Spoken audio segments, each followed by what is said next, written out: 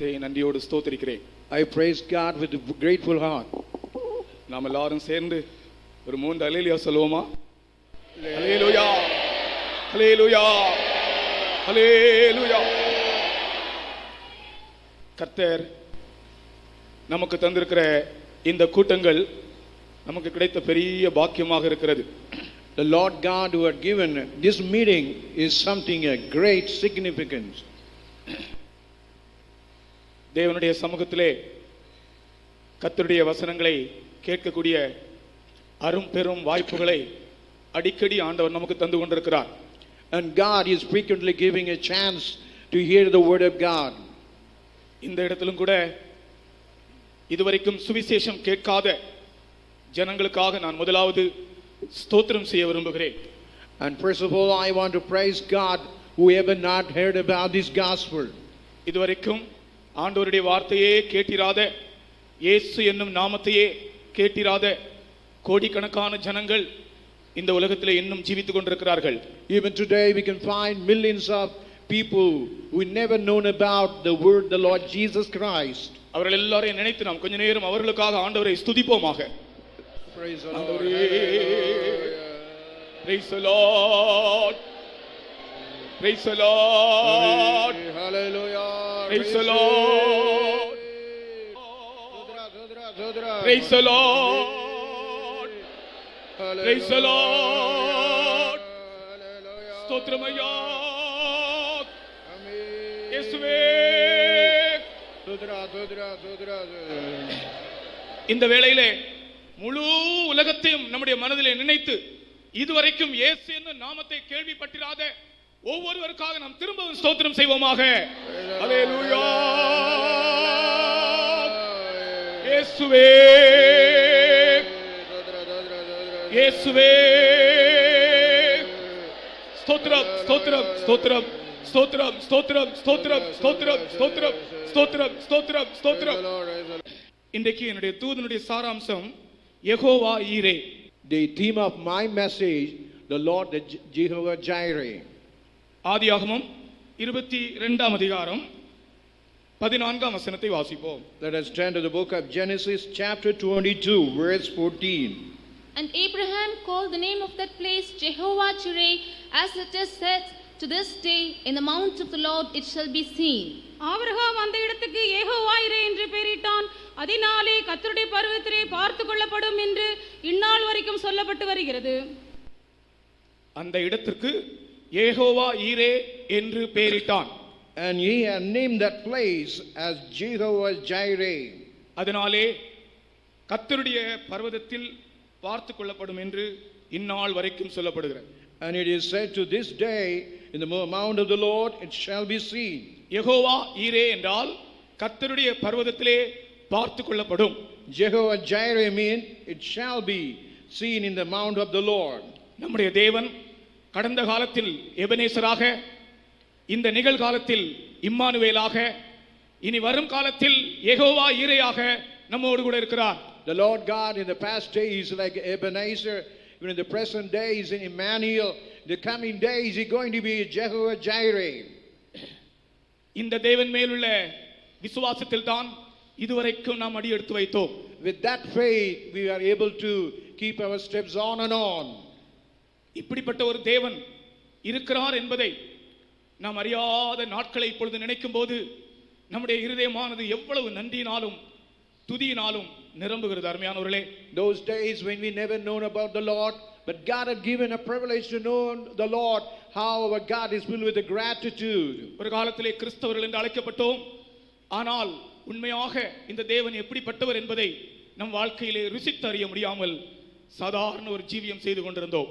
We were called to be as a Christians, but we are not able to taste, to experience the wonderful name of our Lord Jesus Christ. ஆனால் தேவன் யெகோவா ஈரே என்பதை விசுவாசிக்கக்கூடிய விசுவாச ஜீவியத்தை ஆண்டவர் நமக்கும் தந்தார்.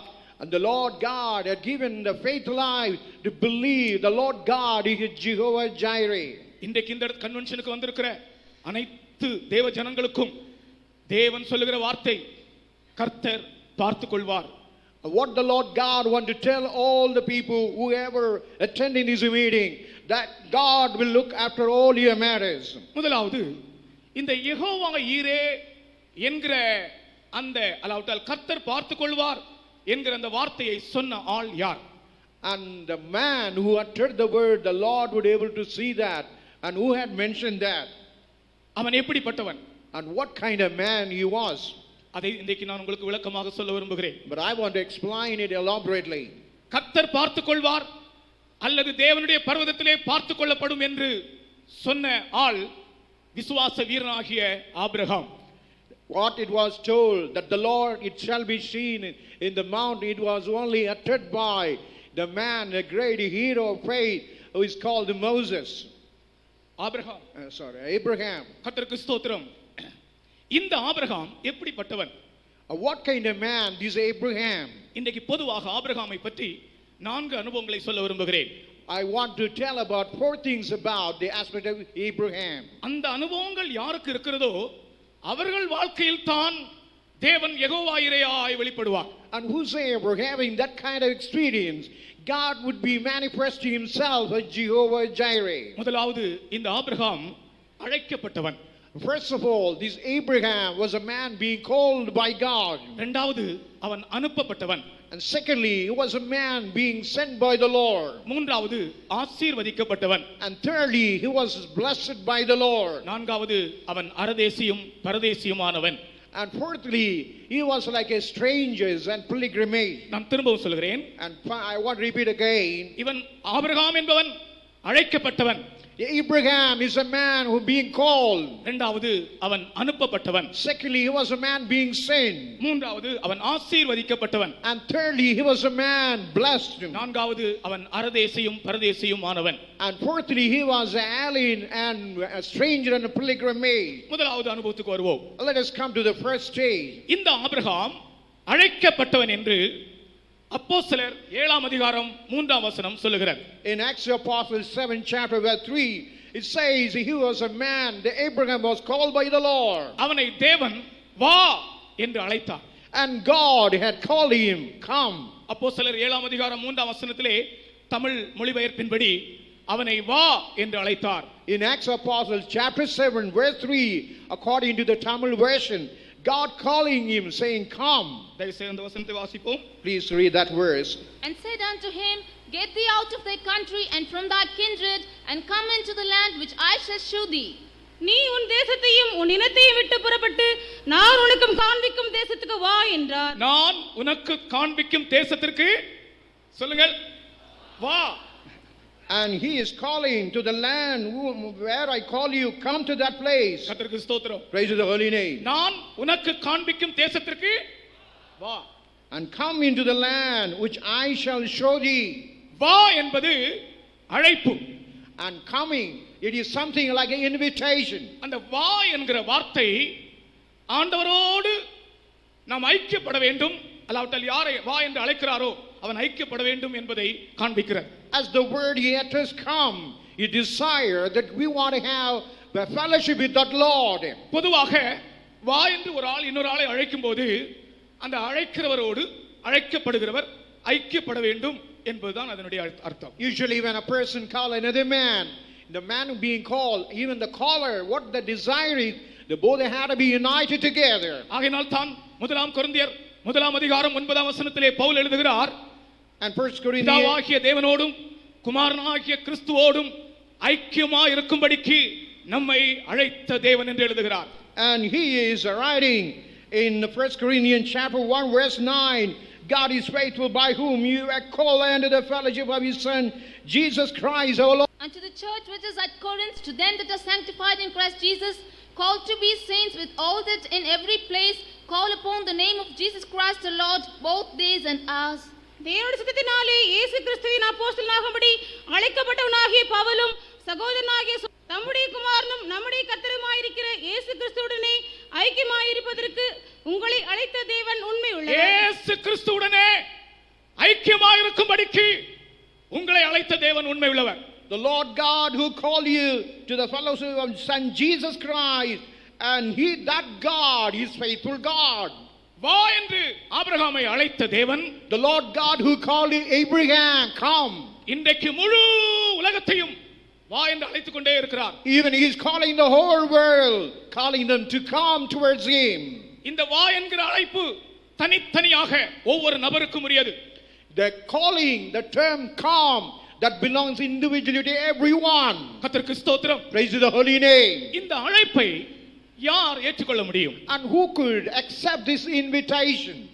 தேவனை விசுவாசிக்கிறவர்கள் தான் இந்த அழைப்பை ஏற்றுக்கொள்வார்கள். The people who ever believe him, whoever believe on him could accept that invitation. உலகத்தில் பொதுவாக ஆத்திகர்கள் என்றும் நாஸ்திகர்கள் என்றும் ரெண்டு கூட்டத்தினர் காணப்படுகின்றனர். And the whole of the world we can find the two classified people, the people who are agnostic and the people who are called the Gnostic.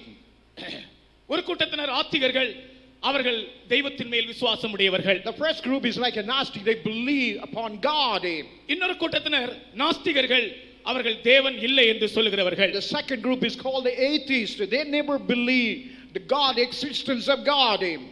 தேவனை விசுவாசிக்கிறவர் அவர் உண்டென்றும் அவர் தம்மை விசுவாசிக்கிறவர்களுக்கு பலன் அளிக்கிறவர் என்றும் விசுவாசிக்க வேண்டும். And whosoever believe the Lord and he is the existing God and whosoever that call upon him he able to answer. இந்த இடத்திலே நாஸ்திகர்கள் யாரும் இல்லை என்று நான் நினைக்கிறேன். In this place I don't believe any atheists have gathered under this place. தேவன் உண்டு என்று விசுவாசிக்கிறேன் என்று சொல்லுகிறவர்கள் கரங்களை உயர்த்தி சத்தமாய் அவருக்கு ஒரு அல்லேலூயா சொல்லுங்கள். அல்லேலூயா. கர்த்தருக்கு ஸ்தோத்திரம். Praise to the holy name. Abraham முதலாவது இந்த யெகோவா தெய்வத்தை அல்லது இந்த மகிமையின் தேவனை அவன் அறியவில்லை. First of all, Abraham, he never knew about the God of glory primarily. ஆனால் அவனுடைய உள்ளமானது ஒரு உண்மையான தேவனை தேடிக்கொண்டே இருந்தது. But the inner depth of his heart was searching about the true living God. கர்த்தருக்கு ஸ்தோத்திரம். Praise to the holy name. அவன் தெய்வத்தின் மேல் விசுவாசம் உடையவனாக இருந்தான். And he was having faith toward the Lord. அவனுடைய ஆத்துமா தெய்வத்தை தேடிக்கொண்டே இருந்தது. And his soul was searching the Lord. அவனுடைய இருதயத்தை அறிந்த தேவன் அவனை வா என்று அழைத்தார். The Lord God who understood about the heart, he called him to come. இன்றைக்கு இந்த இடத்திலே யார் யார் இந்த வசனத்தை கேட்கிறீர்களோ உங்களை ஆண்டவர் அழைக்கிறார் என்ற சுவிசேஷத்தை இந்த முதலாம் நாள் கூட்டத்திலே நாங்கள் சொல்லுகிறோம். And whosoever hearken to this word and we are telling the gospel that he is inviting you to come. இயேசு கிறிஸ்துவோடு ஐக்கியமாய் இருக்கும்படிக்கு வா என்று அவர் அழைக்கிறார். And he is calling you to have a fellowship with the Lord Jesus Christ to come. திரு பால் கடம்பவனம் என்ற ஒரு ஆளுடைய சாட்சியை பற்றி நான் அறிந்தேன். And recently I heard about the testimony of a person. திரு பால் கடம்பவனம் என்கிறதான ஒரு பெரியவர். And he is a Paul Kadambavanam. Paul Kadambavanam. அவர் இயேசு தெய்வத்தை அறியவில்லை. But he never knew about the Lord Jesus Christ. ஜீவனுள்ள தெய்வத்தை அவர் அறியவில்லை. He never knew the living God. அவர் தன்னுடைய தெய்வத்தை வணங்கிக் கொண்டிருந்தார். But he was a man worshiping after his God. தன்னுடைய வாழ்க்கையிலே ஒரு நிராசையை உணர்ந்தார். And he felt the frustration what he was undergoing. ஒரு வெறுமையை கண்டார். And he found some emptiness in his life. இதுவரைக்கும் தான் தொழுது கொண்டு வந்த தொழுகை தன் வாழ்க்கையில் எந்த நன்மையும் பயக்கவில்லை என்பதை கண்டார். And as he worshipped that God that never brought any benefit to his life. கிறிஸ்தவர்கள் ஆராதிக்கிற ஆராதனையை பார்க்க வேண்டும் என்று யாருக்கும் தெரியாத வண்ணம் கிறிஸ்தவர்கள் ஆராதிக்கிற ஆராதனையை பார்க்க வேண்டும் என்று சொல்லி அந்த ஆராதனையின் வெளிப்பக்கமாக பின்புறமாக போய் நின்று ஒற்று கேட்டுக்கொண்டிருந்தார். And he wanted to watch how the Christian people worship the Lord, and he was standing outside and he was very keenly hearkening and he wanted to know how they are worshiping the Lord. கிறிஸ்தவர்களுடைய தெய்வம் எப்படிப்பட்டவர் என்று அறிய வாஞ்சை. And he had a desire to know about the Lord, the God of Christians. ஆனால் வெளிப்படையாக போகவும் வெட்கமாக இருக்கிறது. But evidently he had a shyness to enter in. நெற்றியிலே பட்டை, கழுத்திலே ருத்திராட்ச கொட்டை. And he is having all kind of ashes upon his forehead and all kind of threads upon his neck. And he was standing behind and he was very keenly watching in what a manner they are worshiping the Lord. அங்கே பிரசங்கம் பண்ணும்படியாய் போதகர் எழும்பி வாசித்த வசனம் எது தெரியுமா? And when the preacher, what the word he first he preached. ஆதியாகமம் 24 அதிகாரம் 31 வசனம், கர்த்தரால் ஆசீர்வதிக்கப்பட்டவரே உள்ளே வாரும் நீர் வெளியே நிற்பானேன். In Genesis 24, chapter 31 is the first verse. The key word is, why you stand outside, you're blessed, you come in. ஜீவனுள்ள தேவன் என்னை அழைக்கிறார். இனி நான் வெளியே நிற்க முடியாது. The living God is calling me. No longer I could stand outside. எவ்வளவு அருமையான ஒரு அழைப்பு பாருங்கள். What a wonderful invitation it was. போதகருக்கு இவர் வெளியே நிற்கிற விஷயம் தெரியாது. But actually the preacher never know that this particular man was standing outside. ஆனால் அவர் எடுத்து வாசித்த வசனம், கர்த்தரால் ஆசீர்வதிக்கப்பட்டவரே உள்ளே வாரும் நீர் வெளியே நிற்பானேன். As you are blessed by the Lord, why you stand outside, you come in. இந்த வசனத்தை கேட்டவுடனே ஜீவனுள்ள தேவன் என்னை அழைக்கிறார். இனிமேல் நான் வெளியே அல்ல, உள்ளே உள்ளே உள்ளே வருவேன் என்று சொல்லி தன்னுடைய கழுத்தில் இருந்ததான ருத்ராட்ச மாலையை அறுத்து எறிந்தார். And when he heard this word, the living God has called me, he invited me in. No longer I'm going to stand outside. He had really snatched and he ripped off even the chain like a beast what he had on the neck, and he entered in. அதுதான் அன்றைக்கு அவருடைய இரட்சிப்பின் நாள். And that is the day of his salvation. இயேசு கிறிஸ்துவோடு ஐக்கியம் இல்லாமல் நீ எவ்வளவு நாள் இந்த உலகத்தில் ஜீவிப்பாய்? How long will you live in this world without having the fellowship with the Lord Jesus Christ? இங்கே யாராலும் இயேசு கிறிஸ்துவோடு ஐக்கியம் இல்லாமல் தூரமாக ஜீவிக்கிறவர்களாக இருந்தால் இந்த முதலாம் கூட்டத்திலே வா என்று கர்த்தர் உன்னை அழைக்கிறார். And whosoever living in the world without having fellowship with the Lord Jesus Christ is inviting and calling to have a fellowship. அவர் உனக்கு யெகோவா இறையா இருக்க வேண்டும் என்றால் நீ தூரமாக இருந்தால் அந்த விஷயம் நடைபெறாது. அவர் அண்டை வா, அப்பொழுது அவர் உனக்கு யெகோவா இறையா இருப்பார். If that God want to be a Jehovah Jireh, if you stand outside, you cannot experience. You have to come in. ஒருவேளை உன் வாழ்க்கையில் உள்ள பாவங்கள், அநியாயங்கள், அக்கிரமங்கள் உன்னை இயேசுவை விட்டு தூரமாக வைத்திருக்க கூடும். Sometimes the sins and iniquities, all the sinful life will make you to be far away from your God. உன்னுடைய மனசாட்சி சரியில்லாதபடினாலே நீ ஆண்டவரோடு நெருங்கி வர முடியாமல் தூரமாக இருக்க கூடும். As you are having a guilty conscience, you are not able to come in, but you are standing far off. உன் ரகசிய பாவங்கள் உன்னை ஆண்டவரை விட்டு தூரமாக ஒருவேளை வைத்திருக்க கூடும். Even your clandestine secret sin might keep you away. எந்த பாவங்களோ, எந்த அக்கிரமங்களோ, எந்த அநியாயங்களோ அது பரவாயில்லை, இன்றைக்கு வா என்று உன்னை அழைக்கிறார். Whatever the sins, whatever iniquities, whatever the wickedness, but he is tenderly calling you to come in. நீ அறிய வேண்டிய ஒரு சத்தியம், உன்னை வா என்று அழைக்கிறவர் உன் பாவங்களை மன்னிக்கிறவர் என்றும், உன் அநியாயங்களை நீக்கி உன் அக்கிரமங்களை நீக்கி உன்னை சுத்தவானாக மாற்றுகிறவர் என்றும் நீ அறிய வேண்டும். The Lord God who is calling you to come in, he is the Lord who is able to cleanse from all your iniquities, from all your unrighteousness, and cleanse you. உன்னை அழைக்கிறவர் மனுஷன் அல்ல. The Lord God who is calling you is not a human being. பாவங்களை மன்னிக்கிறவர் உன்னை அழைக்கிறார். The Lord God who could forgive your sins is calling you. உன் வியாதியை சுகமாக்குறவர் உன்னை அழைக்கிறார். The Lord God who could heal your sickness is calling you. உன் பிரச்சனைகளை மாற்றுகிறவர் உன்னை அழைக்கிறார். The Lord God who could remove all your problems is calling you in. உன் அநியாயங்களை நீக்கிறவர் உன்னை அழைக்கிறார். The Lord God you want to remove all kind of unrighteousness is calling you in. ஆகையால் இன்றைக்கு நீ இயேசுவண்டை வரத்தான் வேண்டும். But today you must come toward that Lord. Abraham என்பவன் அழைக்கப்பட்டவன். Abraham was a man being called by the Lord. அவனுக்கு தான் அவர் யெகோவா இறையா இருந்தார். The Lord God was like a Jehovah Jireh. ஆண்டவரை விட்டு தூரமாக இருந்து ஆண்டவருடைய ஆசீர்வாதங்களை அனுபவிக்கலாம் என்று உன் நினைவிலே நினைக்க கூட நீ வேண்டாம். As standing far off and experience the greatness of the Lord, he need not have a single thought about it. இந்த முதலாம் நாள் கூட்டத்திலேயே கர்த்தர் அநேக பாவிகளை மன்னித்து அவருடைய பிள்ளைகளாக மாற்றப் போகிறார். Even in the first meeting itself, God going to forgive the sinners and making his child. மாம்சத்தின் இச்சைகள், கண்களின் இச்சைகள், ஜீவனத்தின் பெருமைகள், ரகசிய பாவங்கள், இப்படிப்பட்டதான காரியத்திலே விடுதலை இல்லாமல் இங்கே யாராலும் வந்திருந்தால் இன்றைக்கு ஆண்டவர் வா என்று உங்களை அழைக்கிறார். If anybody is having the lust of the eye, the lust of the heart, even the pride of life, and God is calling you to come in. இரத்தத்தை சிந்தினாரே உந்தனையே சுத்தனாய் மாற்றிடவே இரத்தத்தை சிந்தினாரே உந்தனையே சுத்தனாய் மாற்றிடவே சத்துருவாகிய உன்னை தமது புத்திரனாக மாற்றுவார் சத்துருவாகிய உன்னை தமது புத்திரனாக மாற்றுவார்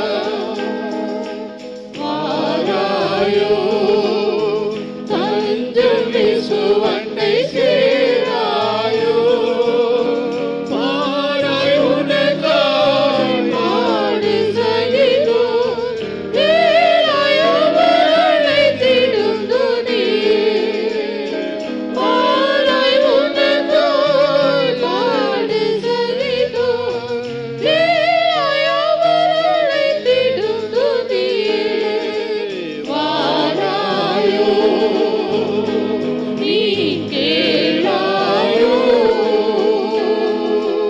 இந்த பாட்டு ரிலீஸ் பண்ணதான அந்த வருஷத்துல இந்த பாட்டை நான் பாடிக்கொண்டே இருந்தேன்.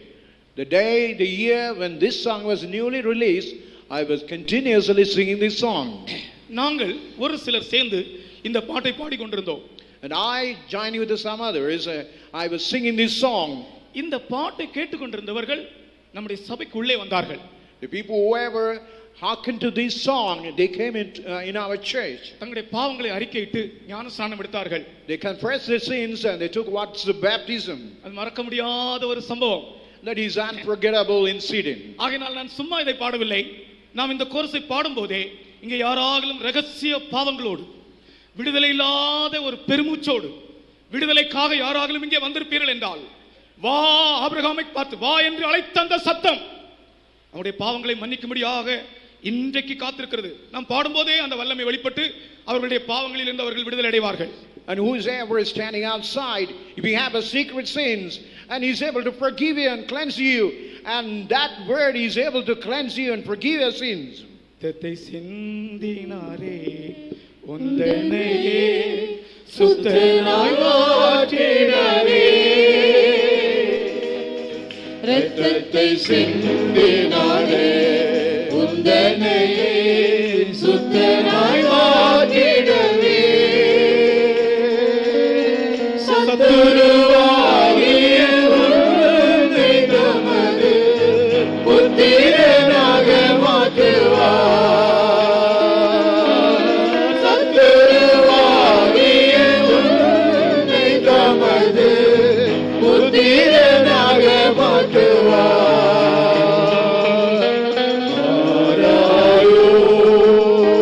தஞ்சம் இயேசுவண்டை சேராயோ பாராய் உனக்காய் பாடு சகிதோ வேலாய் அவர் அழைத்திடும் துதியே பாராய் உனக்காய் பாடு சகிதோ வேலாய் அவர் அழைத்திடும் துதியே பாராயோ நீ கேளாயோ.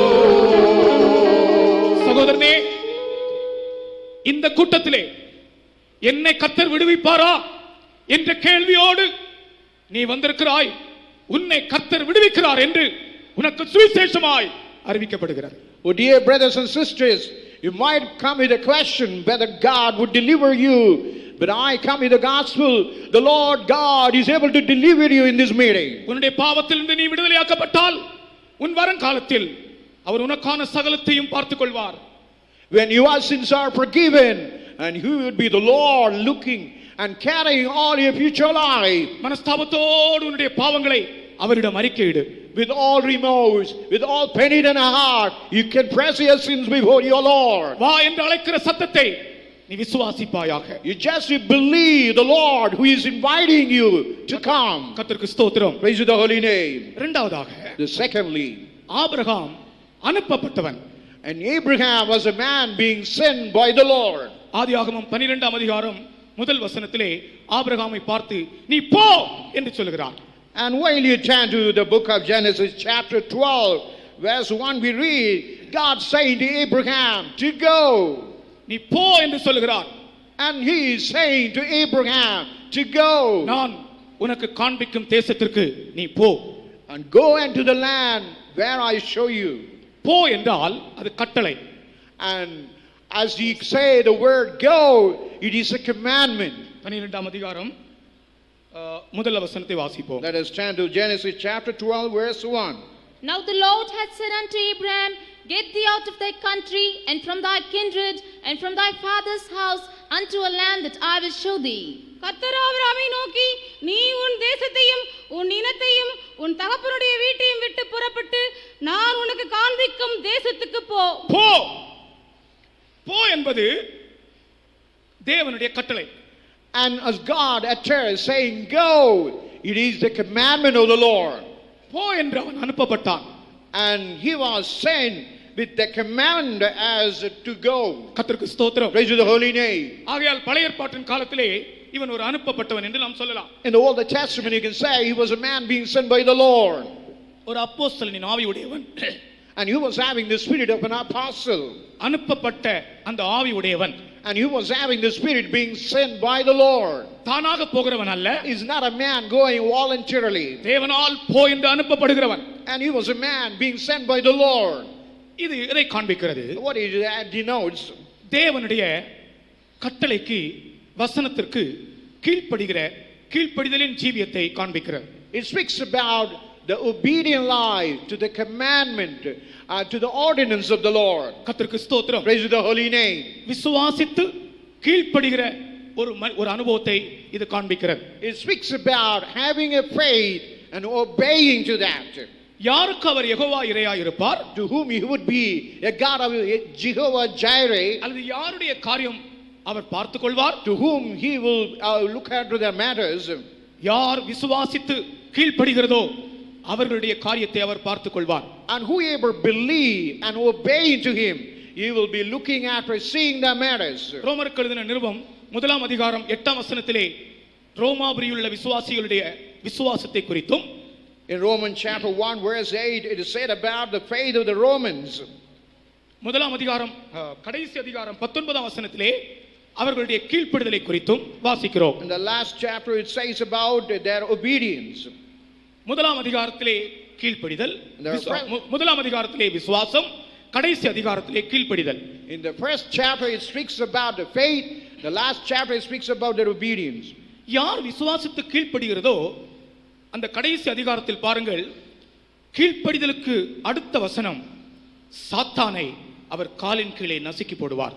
Whosoever believe the Lord and whoever obey to that, what they will do, they will be trample the devil under their feet.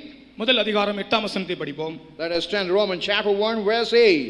First, I thank my God through Jesus Christ for you all, that your faith is spoken of throughout the whole world. உங்கள் விசுவாசம் உலகமெங்கும் பிரசித்தமாகிறபடினாலே முதலாவது நான் உங்கள் எல்லாருக்காகவும் இயேசு கிறிஸ்து மூலமாய் என் தேவனை ஸ்தோத்திரிக்கிறேன். கடைசி அதிகாரம் 19ஆம் வசனம். For your obedience is come abroad unto all men. I am glad therefore on your behalf, but yet I would have you wise unto that which is good and simple concerning evil. உங்கள் கீழ்ப்படிதல் யாவருக்கும் தெரிய வந்திருக்கிறது. உங்கள் கீழ்ப்படிதல் யாவருக்கும் தெரிய வந்திருக்கிறது. For your obedience is come abroad unto all men. இந்த கீழ்ப்படிதலுக்கு கீழே நீங்கள் வாசித்து பாருங்கள்.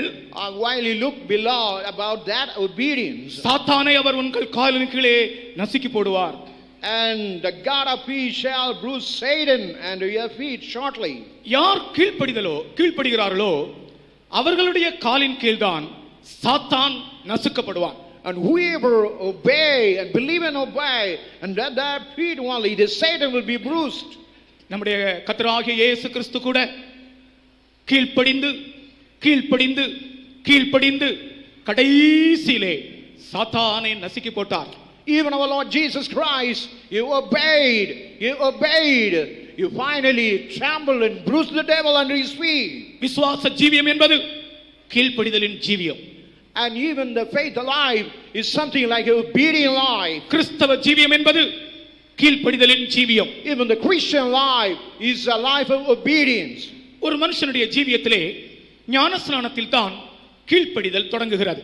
Even one's life, then baptism is an obedient life that begins. நம்முடைய கீழ்ப்படிதலை வெளிப்படுத்தும்படியாக ஞானஸ்நானத்துக்கு முதலாவது நாம் கீழ்ப்படிந்து ஒப்பு கொடுத்தோம். To show our obedience, first of all, we obey to the doctrine of baptism. கர்த்தருக்கு ஸ்தோத்திரம். Praise to the holy name. அங்கேதான் ஒரு மனுஷனுடைய ஜீவியத்தின் கீழ்ப்படிதல் ஆரம்பிக்கிறது. Only there, in one's man's life, the obedience is commencing. நீங்கள் யாராகிலும் இன்னும் ஞானஸ்நான சத்தியத்திற்கு கீழ்ப்படியாதவர்களாக இருந்தால் உங்கள் வாழ்க்கையில் இதுவரைக்கும் கீழ்ப்படிதல் தொடங்கவில்லை. If anybody not obey to the doctrine of the baptism, you are not given to the spirit of that obedience. நீங்கள் ஞானஸ்நானம் எடுத்த பின்பு ஒவ்வொரு வசனத்திற்கும் சத்தியத்திற்கும் தேவாவியானவருடைய நடத்திற்கும் கீழ்ப்படிந்து கீழ்ப்படிந்து கீழ்ப்படிந்து போக போக நீங்கள் கடைசியிலே சாத்தானை ஜெயிப்பீர்கள். After taking waters of baptism, when you obey to every word of God, to every doctrine, you can trample the brute the devil under your feet. கிறிஸ்தவ ஜீவியத்தில் ஞானஸ்நானத்தின் சத்தியம் என்பது ஒரு உறுதியான அஸ்திபாரமாக இருக்கிறது. In the Christian life, the doctrine, the experience of baptism is something like a foundational, a strong one. கர்த்தருக்கு ஸ்தோத்திரம். Praise the holy name. அங்கேதான் அவன் தன்னுடைய பாவ சுபாவத்திற்கு மரித்தேன் என்கிற ஒரு அனுபவத்திற்கு வருகிறான். Only there he comes to a state that he is dead to sin. இயேசு கிறிஸ்துவோடு அடக்கம் பண்ணப்படுகிற ஒரு அனுபவத்திலே வருகிறான். And he is coming to a state being buried along with the Lord Jesus Christ. அப்படிப்பட்டவன் தான் கிறிஸ்துவை தரித்துக் கொள்கிறான். Only that kind of person is adoring Christ. பாவ சுபாவத்திலே அவனுக்கு ஜெயம் கிடைத்தவுடனே when he is having an overcoming life over the nature of sin, இயேசு கிறிஸ்துவின் சுபாவத்தால் அவன் தரிப்பிக்கப்படுகிறான். and he is being adorned with the nature of the Lord Jesus Christ. அதுதான் ஞானஸ்நானத்தில் நமக்கு கிடைக்கிற அனுபவம். That is the experience we are able to derive through the obedience to the baptism. இன்றைக்கு अनेகருக்கு சுபாவத்தில் விடுதலை இல்லை. Today many do not have overcoming life in their natures. வெளியே சொல்லும் வெட்கம். But they are shy to tell it out. எத்தனையோ பேர் அப்படிதான் ஜீவிக்கிறார்கள். Many are living in that kind of wretched condition. சுபாவத்தில் ஜெயம் இல்லை. In their characters, in their nature, they have no overcoming life. இன்னும் நீங்கள் ஞானஸ்நானம் பெறாமல் இருந்தால், if you are not obeyed to that what is the baptism, கட்டளைக்கு கீழ்ப்படியுங்கள். you obey to the commandment of God. நீங்கள் கீழ்ப்படிந்து வசனத்துக்கு கீழ்ப்படிய கர்த்தர் உங்கள் வாழ்க்கையில் Jehovah இறையாய் வெளிப்படுவார். When you obey to the word of God, to the commandment, the Lord God would be Jehovah Jireh. உங்களுடைய முழு காரியத்தையும் அவர் பொறுப்படுத்தி செய்யக்கூடிய ஒரு நிலைமையிலே நீங்கள் ஜீவிக்க முடியும். And he would be the Lord undertaking all the whole affairs, and you will be brought to that state. சிலருடைய வாழ்க்கையில் சாத்தான் சில போராட்டங்களை அவர்களுடைய வாழ்க்கையில் கொண்டு வந்து கொண்டிருக்கிறார். Even in someone's life, the devil is bringing some kind of strange struggles in the life. உங்களுடைய ஜீவியத்திலோ உங்களுடைய குடும்பத்திலோ உங்களுடைய வேலையிலோ சாத்தானுடைய போராட்டங்களை நீங்கள் யாராலும் சந்தித்துக் கொண்டிருக்கிறீர்களா? In our life, in our family life, are you feeling the struggle, even the works of the devil in our life? ஒரே ஒரு வழி, but only one way. ஆண்டவருடைய வார்த்தைக்கும் தேவ ஆவியானவருக்கும் கீழ்ப்படிகிறேன் என்று சொல்லுங்கள். You say, I will obey to the word of God and even to the spirit of the Lord. நான் போகிறேன் என்று சொல்லுங்கள். You say, I will go to that place. கர்த்தர் ஆபிரகாமுக்கு சொல்கிறார், நான் உனக்கு காண்பிக்கிற தேசத்திற்கு போ.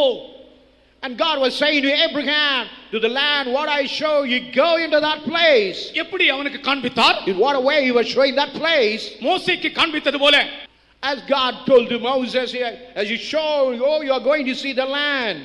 ஆபிரகாமுக்கு ஒரு வெளிப்படுத்தலை கொடுத்தார். But God had given a revelation to Abraham. நீ கீழ்ப்படியும் போது இந்த ஜீவியத்தை குறித்தும் பரலோகத்தை குறித்தும் உனக்கு ஒரு வெளிப்படுத்தல் கிடைக்கும். When you obey, you will have to have the heaven and the revelation about the heaven. கிறிஸ்தவ ஜீவியம் என்பது ஒரு வெளிப்படுத்தலின் ஜீவியம். The Christian life is a life of revelation. கர்த்தருக்கு ஸ்தோத்திரம். Praise the holy name. தேவனே நமக்கு பரலோக ராஜ்யத்தை குறித்தும் அவருடைய சுபாவங்களை குறித்தும் அற்புதமான அனுபவங்களை குறித்தும் வெளிப்படுத்திக் கொண்டே இருக்கிறார். The Lord God is revealing about the kingdom of heaven, even the nature, the wonderful, the great things. இன்றைக்கு கீழ்ப்படிந்தால் திரும்ப உனக்கு ஒரு வெளிப்பாடு கிடைக்கும். When you obey today, you will find another revelation. நம்முடைய கீழ்ப்படிதல் அதிகமான ஆழமான ஒரு வெளிப்படுத்தலை நமக்கு தரும். The obedience of what we have that will give a very deeper revelation. சாத்தானை மேற்கொள்ளக்கூடிய ஒரே வழி விசுவாசித்து கீழ்ப்படிவது. Only to conquer the devil, we have to believe and to obey. சந்தேகத்துக்கு இடமில்லை. And without giving for any room for suspicion. சொந்த ஞானத்துக்கு இடமில்லை. There is no room for our own knowledge. விசுவாசிக்கிறவனும் கீழ்ப்படிகிறவனும் தன்னுடைய சொந்த ஞானத்துக்கு இடம் கொடுக்க மாட்டான். And whoever believe and obey to that will never give room for his own knowledge. அந்த நட்சத்திரம் காட்டுகிற திசையிலேயே போய் கொண்டிருப்பான். Or will be moving toward the direction where the stars are guiding that man. சாஸ்திரிகளை நட்சத்திரம் வழி நடத்தின போது When those wise men were led by the stars, அவர்கள் அந்த நட்சத்திரத்துக்கு கீழ்ப்படிந்து போய் கொண்டே இருக்கிறார்கள். they are obeying to the stars and they are following after that. ஆனால் திடீரென்று சொந்த ஞானம் வந்தபோது But while all of a sudden when they had their own knowledge, இயேசு கிறிஸ்துவை கொலை செய்கிற ஆவியை யார் உடையவனா இருக்கிறானோ அவன் இருக்கிற இடத்துக்கு போகிறார்கள். and when they were going to the place where the man who ought to betray and to slay the Jesus, கீழ்ப்படிகிற மனுஷனுக்கு சொந்த ஞானத்திற்கு இடமே இல்லை. whoever obeys, there is no room for his own knowledge. அவன் தேவ ஆவியினாலும் தேவ வசனத்தினாலும் நடத்தப்பட்டு கொண்டே இருப்பான். And he, by the word of God, by the Spirit of the Lord, he will be always be guided. Abraham அனுப்பப்பட்டவன். Abraham was a man being sent by the Lord. போ என்று சொன்னபோது அவன் போனான். And when he was asked to go, he immediately obeyed and went. எங்கே போகிறான் என்று அறியாமலே போய் கொண்டிருந்தானாம். And he was going to the place where he never knew about it. கர்த்தருக்கு ஸ்தோத்திரம். Praise the holy name. மூன்றாவதாக And thirdly, ஆபிரகாம் ஆசீர்வதிக்கப்பட்டவன். and Abraham was a blessed man. ஏசாயா 51 அதிகாரம் 2 வசனத்திலே தேவன் அவனை ஆசீர்வதித்தேன் என்று சொல்லுகிறார். In Isaiah chapter 51 verse 2, God said that he had blessed him. Look unto Abraham your father, and unto Sarah that bare you, for I called him alone, and blessed him, and increased him. உங்கள் தகப்பனாகிய ஆபிரகாமையும் உங்களை பெற்ற சாராளையும் நோக்கி பாருங்கள். அவன் ஒருவனாயிருக்கையில் நான் அவனை அழைத்து அவனை ஆசீர்வதித்து அவனை பெருக பண்ணினேன். அவனை நான் ஆசீர்வதித்தேன். And I have blessed him. அப்படி என்றால் இந்த Abraham ஆசீர்வதிக்கப்பட்டவன். This Abraham was a blessed man. எப்படி ஆசீர்வதிக்கப்பட முடியும்? In what a manner we can be blessed by the Lord. தேவன் யாரை ஆசீர்வதிக்க முடியும்? And God whom he could bless anyone. எப்படி அவனை ஆசீர்வதித்தார்? In what a manner he had blessed him. அவனுக்கு வாக்குத்தத்தங்களை கொடுத்தார். And he had given his promises. வாக்குத்தத்தங்களை கொடுத்து அவனை ஆசீர்வதித்தார். And giving the promises and he blessed him. அப்படி என்றால் கிறிஸ்தவ ஜீவியத்திலே நாம் ஆசீர்வதிக்கப்பட வேண்டும் என்றால் தேவனுடைய வாக்குத்தத்தங்களை நாம் விசுவாசிக்க வேண்டும். We want to be blessed in a Christian life. We have to believe the promises of God. தேவ பக்தி என்றால் என்ன? What is meant by godliness? தேவ பக்தி என்றால் என்ன? What is the piousness or the godliness in a man? இம்மைக்கும் மறுமைக்கும் உரிய வாக்குத்தத்தங்களை விசுவாசிப்பதே தேவ பக்தி என்று எழுதப்பட்டிருக்கிறது. It is say the godliness of believing even in this world, even the promises to the next world.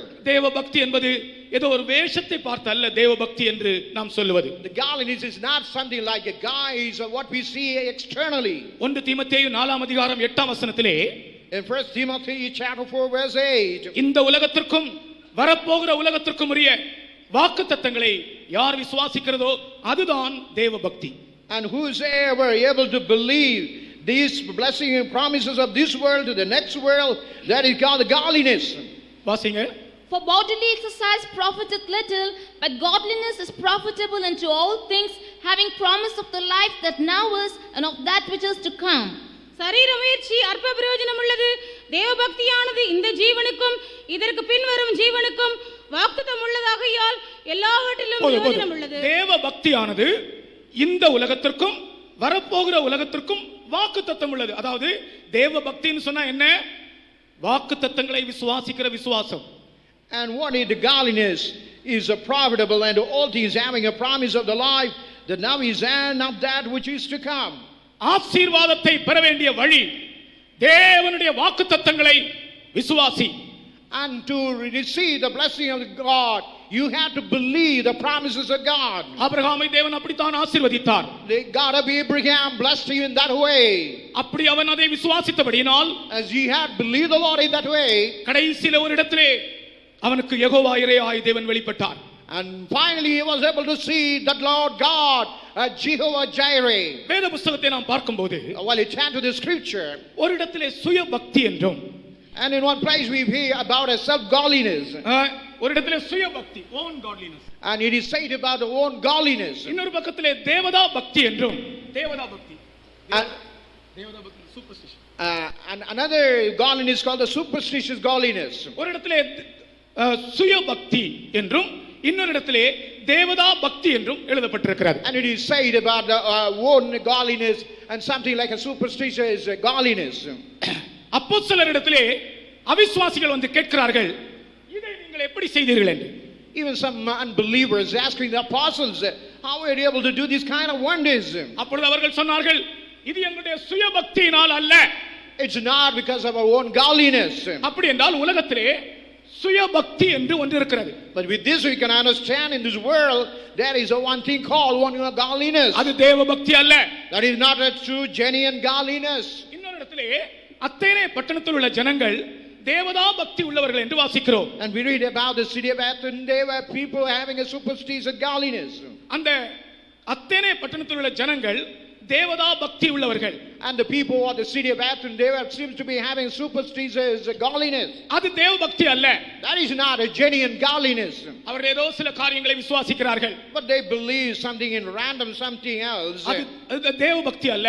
That is not a true genuine godliness. ஆனால் வாக்குத்தத்தங்களை, இம்மைக்குரிய மறுமைக்குரிய வாக்குத்தத்தங்களை விசுவாசிக்கிற விசுவாசம் தான் தேவ பக்தி. And godliness is believing the promise of this world even to the next world. உனக்கு வர வேண்டிய எந்த ஆசீர்வாதமானாலும் நீ வாக்குத்தத்தங்களை விசுவாசித்து தான் அதை பெற்றுக்கொள்ள முடியும். Whatever the blessing you want to receive, you have to believe the promises and you have to obtain from that. இப்பொழுது கர்த்தர் உன்னோடு பேசுகிறார். Now even God is speaking to you.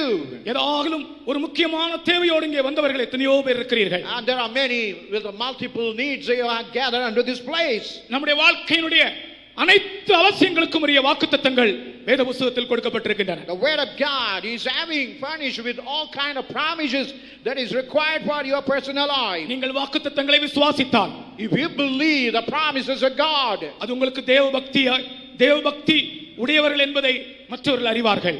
and it will make you to have a godliness, and you are a man possessed with the godliness that will be understood by others. இப்பொழுது தெய்வீக சுகத்தை பற்றி ஒரு வாக்குத்தத்தத்தை சொல்லுகிறேன். But I want to tell about a promise regarding the divine healing. நானே உன் பரிகாரியாகிய கர்த்தர். And I am the healer, the Lord thy God. அது இந்த உலகத்துக்குரிய ஒரு வாக்குத்தத்தம். It is a promises to this world. இதை எத்தனை பேர் விசுவாசிக்கிறீர்கள்? How many are able to believe that promise? இப்பொழுது இங்கே வியாதியாய் வந்திருக்கிறவர்கள் கை உயர்த்துங்கள். Who's here come with the sickness, please put up your hands. ஒரே ஒரு நிமிஷம் தருகிறேன். But I give 1 minute now. வாக்குத்தத்தத்தை விசுவாசிக்கிறேன் என்று சொல்லுங்கள். You say, I believe the promises of God. சகலத்தையும் தாங்குகிற அவருடைய வல்லமை உள்ள வசனம், The word which is able to support the whole thing. உன்னை குணமாக்கும் என்று நீ விசுவாசிக்கிறாயா? Do you believe that it will wholly heal you? இப்பொழுதே அவர் யெகோவா இறையா இருக்கிறார் உனக்கு. Now itself the same God is like a Jehovah Jireh.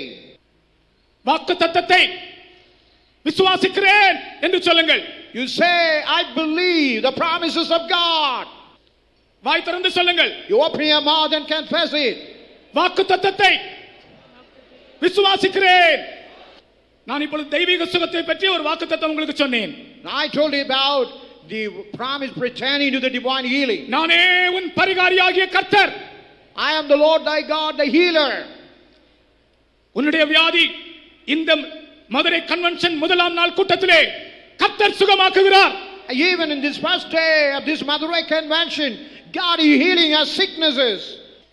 Abraham வாக்குத்தத்தங்களை விசுவாசித்து ஆசீர்வதிக்கப்பட்டது போல, As Abraham believed the promises and received the blessings of the Lord. இந்த கன்வென்ஷனின் முதலாம் நாள் கூட்டத்திலே வாக்குத்தத்தத்தை விசுவாசித்து நீ ஆசீர்வதிக்கப்பட போகிறாய். In the first day of this convention, you are going to believe by the promises and receive his blessings. அடுத்தது உன்னுடைய குடும்பத்தின் கஷ்டத்தை குறித்துள்ள ஒரு வாக்குத்தத்தம். Then actually the promise regarding about the trouble what he faces in your family. நீயோ அநேகருக்கு கடன் கொடுப்பாய், நீயோ கடன் வாங்க மாட்டாய். And he will able to give to lend many, but you will never be able to borrow. இங்கே கடனாளிகளா இருக்கிறவர்கள் கை உயர்த்துங்கள். கடனாளிகளா இருக்கிறவர்கள், The people who have that lower debts, you put up your hand. வாக்குத்தத்தத்தை விசுவாசிக்கிறீர்களா? Do you believe the promises of God? சொல்லுங்கள், வாக்குத்தத்தத்தை விசுவாசிக்கிறேன். You say, I believe the promises of God. நீ விசுவாசித்தால் நீ கடனாளியா இருக்க மாட்டாய். And when you believe, you will never be a debtor. நீ கடன் கொடுக்கிற அளவுக்கு உன்னை ஆசீர்வதிப்பார். God will bless you as you are a lender to others. ஆச்சரியமான விதத்தில் ஆண்டவர் உங்களுடைய கடன்களை தீர்க்க உங்களுக்கு உதவி செய்வார். And God in a wonderful way to solve all your debts. அடுத்தது இன்னொரு வாக்குத்தத்தம் சொல்கிறேன். And nextly I want to tell another promise. ஒருவனுடைய வழிகள் கர்த்தருக்கு பிரியமாயிருந்தால் அவனுடைய சத்துருக்களும் அவனோடு சமாதானமாகும்படி செய்வார். If one's way is pleasing to the Lord, God will make his enemy to be peaceful with him. இங்க யாருக்காகிலும் சத்துருக்கள் இருக்கிறவர்கள் கரங்களை உயர்த்துங்கள். If anyone is having enemies, put up your hands. சத்தமாய் சொல்லுங்கள், வாக்குத்தத்தத்தை விசுவாசிக்கிறேன். You say loudly, I believe the promise. ஒருவனுடைய வழிகள் ஆண்டவருக்கு பிரியமா இருக்கும் என்றால் அவனுடைய சத்துருக்களும் அவனோடு சமாதானமாகும்படி செய்வார். If his ways are pleasing before the Lord, even enemies would be made peaceful to him. ஹல்லேலூயா. நமக்கு சமாதானத்தை தருகிறவர், சத்துருக்களை நம்மோடு ஒப்புரவாக்குற யெகோவா ஈரே நம்முடைய மத்தியில் வந்திருக்கிறார். The Lord God who is giving peace and he is able to reconcile the enemies, and he is a God of Jehovah Jireh. இப்படியே தேவனுடைய வாக்குத்தத்தங்களை ஒவ்வொன்றாக விசுவாசித்து அவன் ஆசீர்வதிக்கப்பட்டான். Like that he believed the promises one after another, and he was finally blessed by the Lord. அடுத்தது நான்காவதாக, Finally, fourthly, Abraham அரதேசியும் பரதேசியுமானவன். and he was a man as a stranger and pilgrimage. அவனுடைய இந்த விசுவாச ஜீவியமானது And his faith life, இந்த உலகத்திலே அவனை ஒரு பரதேசியாய் மாற்றிவிட்டது. and that had made him, converted him as a stranger in this world. இந்த அரதேசி பரதேசி என்கிற வார்த்தை 1 நாளாகமம் 29ஆம் அதிகாரம் 15ஆம் வசனத்திலே எழுதப்பட்டிருக்கிறது. In First Chronicle 29 chapter verse 15 it is written about that. 1 நாளாகமம் 29ஆம் அதிகாரம் 15ஆம் வசனத்திலே எங்களுடைய பிதாக்கள் அரதேசிகளும் பரதேசிகளுமாய் இருந்தார்கள். And we read in the First Chronicle chapter 29 verse 15 it is said our fathers தயவுசெய்து strangers and தமிழ்ல மட்டும் படிங்க. sojourners. உமக்கு முன்பாக நாங்கள் எங்களுடைய பிதாக்கள் எல்லாரையும் போலும் அரதேசிகளும் பரதேசிகளுமாயிருக்கிறோம். அரதேசிகளும் பரதேசிகளுமாய் இருக்கிறோம். And we are strangers before thee and sojourners. அவனுடைய விசுவாச ஜீவியம் And his faith life, இந்த உலகத்தில் அவனை ஒரு பரதேசியாய் மாற்றிவிட்டது. that had made him like a stranger. கர்த்தருக்கு ஸ்தோத்திரம். Praise to the holy name. ஒரு மனிதன் ஆண்டவனை விசுவாசித்து கீழ்ப்படிந்து போகும்போது, When a man believe the Lord and obey and walk after him, அவன் இந்த உலகத்திலே ஒரு பரதேசியாய் மாறுகிறான். and when upon this earth he became a stranger. உங்களுக்கு தெரியுமே, ஆபிரகாம் ஒரு எபிரேயன் என்று அழைக்கப்பட்டான். You know about Abraham was a Hebrewan. எபிரேயன் அல்லாவிட்டால் ஹீப்ரு என்ற வார்த்தை ஒரு ஜாதி பெயர் அல்ல. The Hebrew is not belong to a name of a tribe or a nation. Hebrew அல்லாவிட்டால் எபிரேயன் என்ற அந்த பெயர் ஒரு காரண பெயர். And the Hebrew, the man of Hebrew is having some reasonable meaning. அது ஒரு ஜாதி பெயர் அல்ல. It is not belong to a sect. Abraham ஒரு பரதேசியாய் ஜீவித்தபடியினால் அவனுக்கு ஹீப்ரு அல்லாவிட்டால் எபிரேயன் என்ற பெயர் இட்டார்கள். As he had lived like a stranger, they given the name as a Hebrew. எபிரேயன் என்றால் அர்த்தம் என்ன? What is meant by Hebrew? Paradesi. And he's a stranger. பரதேசி என்றால் அர்த்தம் என்ன? What is meant by a stranger? இந்த உலகத்தோடு ஐக்கியம் இல்லாத ஒரு ஜீவியம். The life who has no fellowship with this world. கர்த்தருக்கு ஸ்தோத்திரம். Praise the holy name. அதுதான் நாம் செய்ய வேண்டிய ஜீவியம். That is the life what we had to render upon this earth. ஏதோ காரியத்துக்காக விசுவாசித்து ஜெபித்து அப்படி சில காரியங்களை பெற்றுக்கொண்டு ஜீவிக்க வேண்டியவர்கள் மாத்திரமல்ல. It's not just we had to believe and we had to get some things and we had to follow a life. அவனுடைய விசுவாச ஜீவியமானது and their faith life இந்த உலகத்தில் அவனை ஒரு பரதேசியாய் மாற்றியது. that had made them like strangers upon this earth. இந்த உலகத்துக்குரியவன் அல்ல, அவன் வேறொரு உலகத்துக்குரியவன். And he is not belong to this world, but he belong to the next another world. அதுதான் பரதேசியினுடைய அர்த்தம். That is the meaning of the term, நான் the stranger. நான் இந்த உலகத்தை சேர்ந்தவன் அல்ல. I'm not a man belong to this world. அவன் ஒரு அஸ்திவாரமுள்ள நகரத்திற்காய் காத்திருந்தானாம். And he was waiting for this city with a foundation. கர்த்தருக்கு ஸ்தோத்திரம். Praise to the holy name. என்னை கேட்கிற அருமையான தேவனுடைய பிள்ளைகளே, Oh dear child of God, who is hearkening unto me. நாம் ஆண்டவரை விசுவாசிக்கிற விசுவாசம் எதற்காக? What is the meaning of faith as we believe upon our Lord? இந்த உலகத்தோடு நம்முடைய வாழ்க்கை முடிந்து போகிறது அல்ல. Our life never concluded with this world itself. நாம் வேறொரு உலகத்திற்கு சம்பந்தப்பட்டவர்கள். And we are the people, we have affiliation to the next world. கர்த்தருக்கு ஸ்தோத்திரம். Praise to the holy name. அப்படி அவன் ஜீவித்தபடியினால் தான் As he had such a sort of life, மாம்சத்தோடும் இரத்தத்தோடும் அவன் ஆலோசனை செய்யாத ஒரு மனுஷனாக இருந்தான். and he was a man never counseling with the blood and flesh. இப்போ கர்த்தர் அவனை சோதிக்க போகிறார். Now the Lord God wants to test him. கர்த்தர் நீதிமானை சோதிக்கிறவர். The Lord God always will be testing the righteous man. கர்த்தருடைய வசனத்தில் வாசிக்கிறோம், கர்த்தர் நீதிமானை சோதித்தறிகிறார். And we read through the scripture, the Lord God is examining, knowing the heart of the righteous. அவனுக்கு ஒரு சோதனை வந்தது. Now he's having that test. அவனுடைய அருமையான மகனை பலி செலுத்த வேண்டும் என்கிற ஒரு கட்டளை. Now he received a commandment, the only beloved son to be made as a sacrifice. அருமையான மகன். And he is a wonderful beloved son. அவனை பலி செலுத்த வேண்டும் என்கிற ஒரு கட்டளை. Now he had received a commandment that very son should be made as a sacrifice before the Lord. இந்த காரியத்தை அவன் எப்படி செய்ய முடிந்தது? How he was able to do this matter? அதற்கு ரெண்டு அனுபவங்கள். And he had two experiences. ஒன்று, அவன் இந்த உலகத்தோடு சம்பந்தப்பட்டவன் அல்ல. He was not a man pertained or connected to this world. இந்த உலகத்தை சேர்ந்தவன் அல்ல. He is not in no way belong to this world. நான் ஒரு பரதேசி. I am a stranger. அப்படிப்பட்ட வெளிப்படுத்தல் யாருக்கு இருக்கிறதோ அவர்கள் தான் தங்கள் அருமையானதை ஆண்டவருக்காக கொடுக்க முடியும். Only the people who have the kind of revelation, they were able to surrender, sacrifice the beloved. கர்த்தருக்கு ஸ்தோத்திரம். Praise the holy name. ஆண்டவருடைய கட்டளையை அவன் ஏற்றுக்கொண்டான். And he had accepted the commandment of the Lord. அவன் கர்த்தர் சொல்கிறார், நான் உனக்கு காண்பிக்கும் தேசத்துக்கு போ என்று சொன்னவர், நான் உனக்கு காண்பிக்கும் மலைக்கு போ என்று சொன்னார். The Lord God instead of saying go to that land, you go to the mountain what I show to you. நான் உனக்கு காண்பிக்கும் தேசத்துக்கு போ என்று சொன்ன தேவன், நான் உனக்கு காண்பிக்கும் மலைக்கு போ என்று சொன்னார். The Lord God who told him to go to the land, the very God asked him to go to that mountain. அந்த மலையில் தான் யெகோவா ஈரே என்பது வெளிப்பட்டது. Only when that very mountain was manifested as Jehovah Jireh. அவ்வளவு நாளும் அவன் செய்த ஜீவியத்துக்கு ஒரு ரிசல்ட் அங்கே உண்டாயிற்று. And he had a final ultimatum, the life what he rendered all through those days. கிறிஸ்தவ ஜீவியம் என்பது தனக்கு அருமையானதை ஆண்டவருக்கு அர்ப்பணிக்கிற ஜீவியம். A Christian life is something who is preciously surrendering to the Lord. தன்னுடைய அருமையான மகனை அழைத்து கொண்டு போகிறான். The Lord God asking that beloved son and carrying him. நாம் படித்தோமே, அவன் போ என்று சொன்னால் போவான். And as we read, when God commanded him to go, he will obey and he'll go. நான் உனக்கு காண்பிக்கும் தேசத்துக்கு போ என்றால் மகிழ்ச்சி, ஹல்லேலூயா, சந்தோஷம், சந்தோஷம், சந்தோஷம். பாலும் தேனும் ஓடுகிற தேசம், கானான் தேசம், செழிப்பான தேசம், சந்தோஷம்.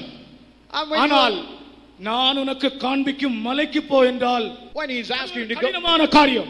when he asking to go to the land, it is a happiest thing, a joyous thing. It is something like experience, a land flowing with the milk and honey. When he asking to go to the mountain, it is something difficult to follow. ஒரு பரதேசி தான் அதை செய்து முடிக்க முடியும் என்று இன்றைக்கு சுவிசேஷம் உங்களுக்கு அறிவிக்கப்படுகிறது.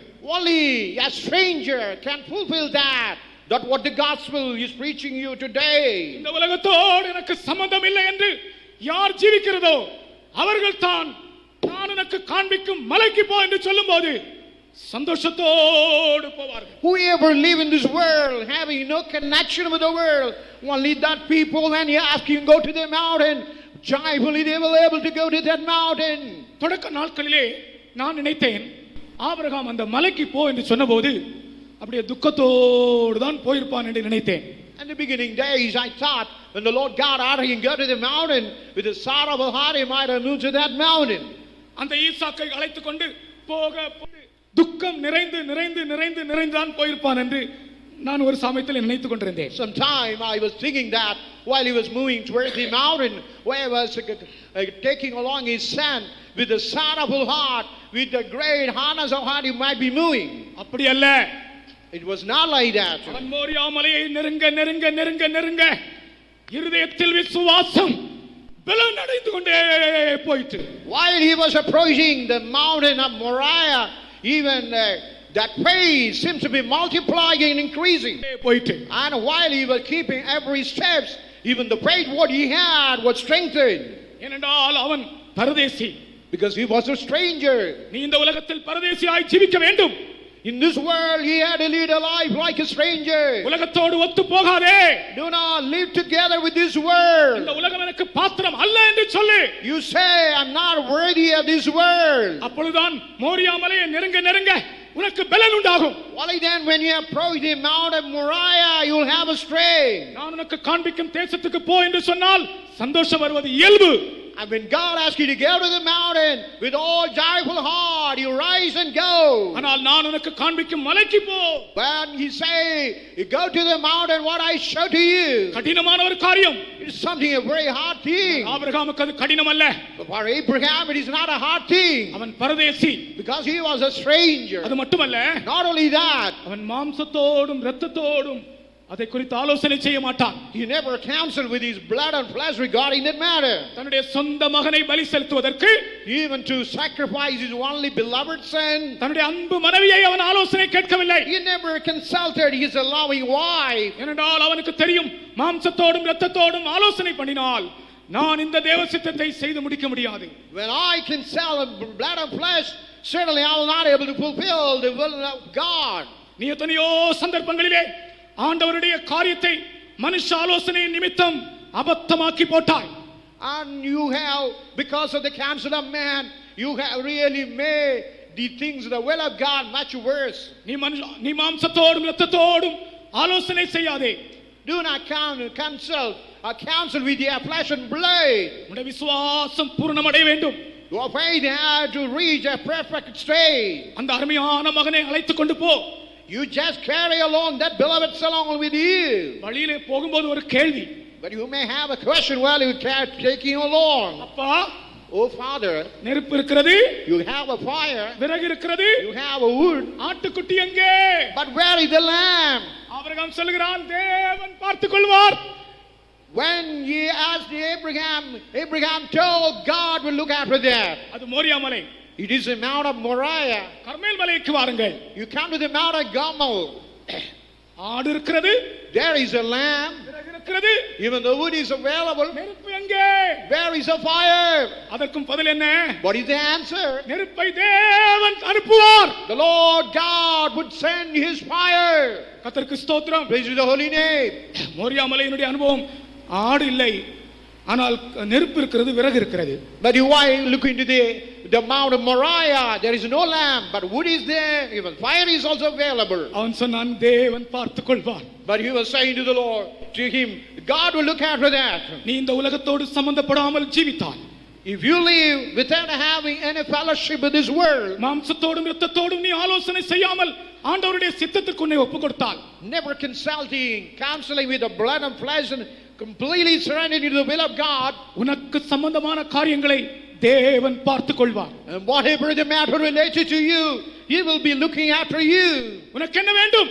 What do you need? இப்பொழுது ஆடு எங்கே? ஒரு கேள்வி. Now as far Isaac is concerned, where is the lamb? உன்னுடைய கேள்வி என்ன? What is your question? உன்னுடைய அவசியம் என்ன? What is your need? அதற்கு பதில் தேவன் பார்த்துக் கொள்வார். The answer to that is the Lord God will look after that. தேவனுடைய அழைப்புக்கு கீழ்ப்படி. You just obey to the call of the Lord. தேவன் உன்னை போ என்று சொல்லும்போது கீழ்ப்படி. When God say go, you obey. வாக்குத்தத்தங்களை விசுவாசி. You believe the promises of God. பரதேசியாய் Jeevi. You live like a stranger. அப்பொழுது தேவன் பார்த்துக் கொள்வார். Then God will look after you. அநேகர் பல தேவைகளோடு இங்கே வந்திருக்கிறீர்கள். And you really come with all needs. இன்றைக்கு கர்த்தர் உங்களுக்கு சொல்கிறார், தேவன் பார்த்துக் கொள்வார். God is saying to you that God will look after your needs. ரொம்ப நாள் வேண்டாம். You need not have a long days. உடனே நடக்கும் அந்த விஷயம். It will happen very shortly. உடனே அந்த காரியத்தை நீ காண்பாய். Immediately you will see by your eyes. தேவன் தம்மில் அன்பு கூறுகிறவர்களுக்கு ஆயத்தமாக்கி இருக்கிறவர்களை கண் காணவில்லை, காது கேட்கவில்லை, ஒருவருடைய இருதயத்திலும் அது தோன்றவில்லை. Even whatever God had prepared, it was not seen by the eyes, it was not heard in the ears, it was never appear in the hearts of men. கண் காணவில்லை, Even the eyes are never able to காது see. கேட்கவில்லை, Even the ears not able to hearken to that. இருதயத்தில் தோன்றவில்லை, But never appeared in the heart. ஆனால் அதை ஆவியானவர் இப்பொழுது நமக்கு வெளிப்படுத்தி இருக்கிறார். But the Spirit of the Lord has revealed it right now. ஒரு நிமிஷம் நீங்கள் கண்களை மூடுங்கள். 1 minute, please close your eyes. உங்களுடைய அவசியம் என்ன? What is your need? Jehovah ஈரே. Jehovah Jireh. எல்லாரும் சொல்லுவோமா? யெகோவா ஈரே. Jehovah Jireh. சத்தமாக சொல்லுவோம். Let us say loudly. இன்றைக்கு நமக்காக கிரியை செய்யும்படி அவர் வந்திருக்கிறார். He had come to work for our matters. இப்பொழுதே உன்னுடைய காரியத்தை கர்த்தர் பொறுப்பெடுத்திருக்கிறார். And now itself he had undertaken your problem. சகோதரர்கள் எல்லாரும் சொல்லுங்கள், யெகோவா ஈரே. Oh brothers, you say Jehovah Jireh. சகோதரிகள் எல்லாம் சொல்லுங்கள், யெகோவா ஈரே. நாம் எல்லாரும் சேர்ந்து சொல்லுவோம், யெகோவா ஈரே. அவரை விசுவாசிக்கிறவர்கள் ஸ்தோத்திரம் பண்ணுங்கள். Praise the Lord. Hey. அலபகலகதரம் சரபலகரப கிலிசலதரம் சரத்திரே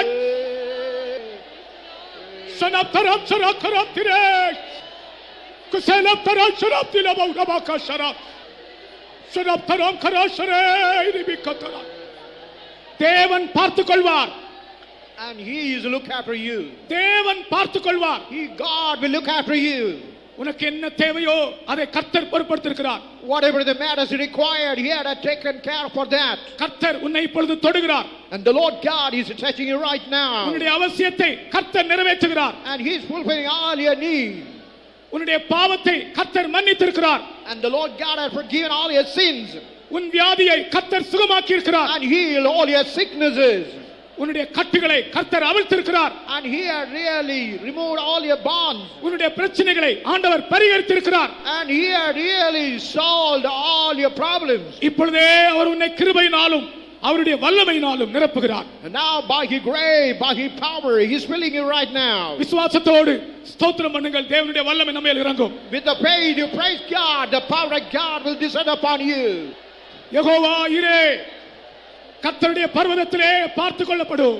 And it all will look under the mountain of God. ஆண்டவரே, நீர் எனக்கு காண்பிக்கிற அந்த மலைக்கு நான் வருகிறேன். Lord God, I come into the mountain, what thou show to me. அதுதான் தேவ சித்தம் செய்கிற இடம். That is the place called doing his will. என்னை ஒரு நிமிஷம் கவனியுங்கள். And just look unto me. அந்த பர்வதத்தில் பார்த்துக் கொள்ளப்படும். And it will be looked after in heaven. அது வரைக்கும் அது கிடைக்காது. Until then you won't able to receive it. பர்வதம் என்றால் என்ன? What is meant by heaven? நீ தேவ சித்தத்தை சம்பூர்ணமாய் நிறைவேற்றுகிற அந்த இடம். It is a place where you fulfill the will of God perfectly. சொல்லுங்கள், ஆண்டவரே உம்முடைய சித்தத்தை பரிபூர்ணமாய் நான் செய்ய என்னை ஒப்புக் கொடுக்கிறேன். நீங்க சொல்லும்போதே ஒரு அபிஷேகம் உண்டாகும். Lord, I surrender myself to fulfill thy will. Immediately the anointing will fall upon you. ஹல்லேலூயா, ஹல்லேலூயா. ஒரு வல்லமை உங்கள் மேல் இறங்குகிறது. இந்த புவியில் யான் பரதேசி என்றோ. எல்லாரும் கை தட்டி பாடுவோம். நிலையான நகரம் எனக்கில்லையே, இந்த புவியில் யான் பரதேசி என்றோ. ஷாபா கரத்தல கச்சியா. நிலையான நகரம் எனக்கில்லையே, நித்தியான இடங்களில் வந்தடைந்தேன். இயேசுவே, நீரே எங்கள் சுதந்திரமே. நித்தியான இடங்களில் வந்தடைந்தேன். ஷாபா ரக்கசலம். நீரே எங்கள் சுதந்திரமே. இந்த புவியில் யான் பரதேசி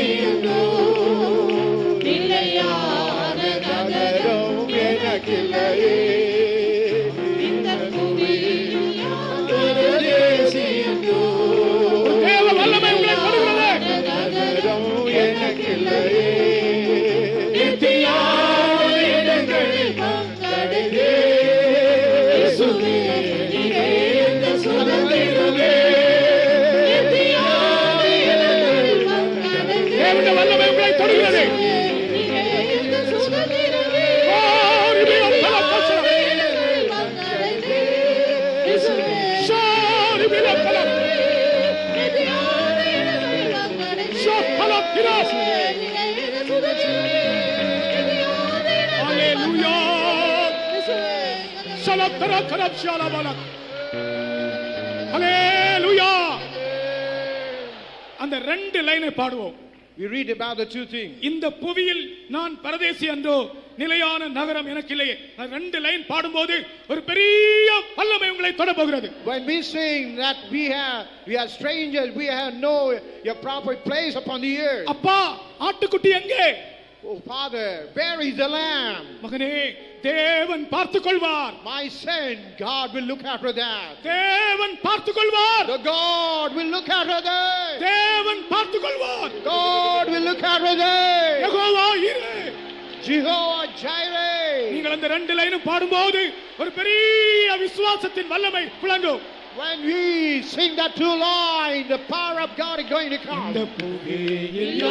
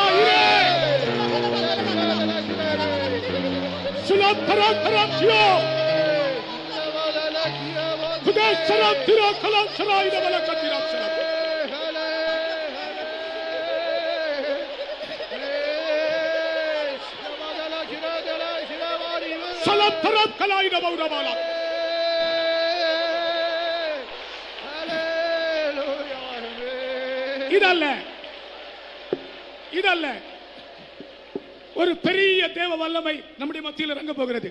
The great power of God going to descend upon us. அந்த ரெண்டே லைன் மட்டும் பாடினால் போதும். Only it is enough if we sing these two lines. உன்னுடைய சரீரத்திற்கும் உன்னுடைய ஆத்துமாவுக்கும் உரிய அவசியங்களை தேவன் பார்த்துக் கொள்வார். All the need pertaining to the body and the soul, God will look after that. இயேசுவின் நாமத்தில் இந்த சுவிசேஷத்தை அறிவிக்கிறோம். In the name of Jesus, we are proclaiming this gospel. தேவன் பார்த்துக் கொள்வார். God will look after that. Jehovah ஈரே. Jehovah Jireh. இந்த புவியில் யார் பரதேசி என்றோ நிலையான நகரம் எனக்கில்லையே. இந்த புவியில் யார் பரதேசி என்றோ நிலையான நகரம் எனக்கில்லையே. இந்த புவியில் யார் பரதேசி என்றோ நிலையான நகரம் எனக்கில்லையே. இந்த புவியில் யார் பரதேசி என்றோ நிலையான நகரம் எனக்கில்லையே. இந்த புவியில்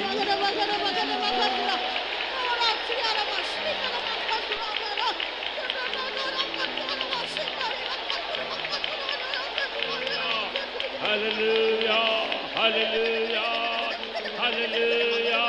Suraba karana galana. Thank you, praise you, God. We praise you, God. We thank you, Jesus. We lift up your name. We lift up your name. Hey. Hallelujah, hallelujah, hallelujah, hallelujah. Amen, amen, amen. Hallelujah. Suraba karana, shabalana balana. Hallelujah, hallelujah, hallelujah, hallelujah, hallelujah. Even tonight the word of God came with all power in our midst. இன்றிரவு தேவனுடைய வல்லமை, தேவனுடைய வசனம் முழு வல்லமையோடு நம் மத்தியில் புறப்பட்டு வந்தது. And that word has entered into your hearts. அந்த வார்த்தை உங்கள் இருதயங்களில் பிரவேசித்திருக்குமானால், And that word has entered into your mind. அந்த வசனம் உங்களுடைய மனதில் பிரவேசித்திருக்குமானால் and that word has entered into your bodies, அந்த வசனம் உங்களுடைய சரீரத்தில் அது பிரவேசித்திருக்குமானால் it is working right now. அது இப்பொழுதே கிரியை செய்து கொண்டிருக்கிறது. Therefore, shall we all stand up?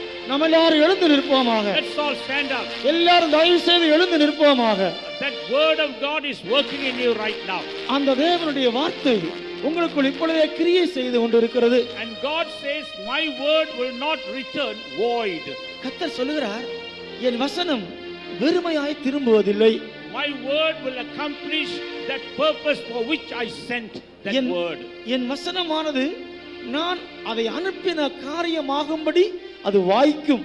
And whatever the need you may have, உங்களுக்கு என்ன தேவைகள் இருந்தாலும் சரி, God sent that word in order to accomplish that need.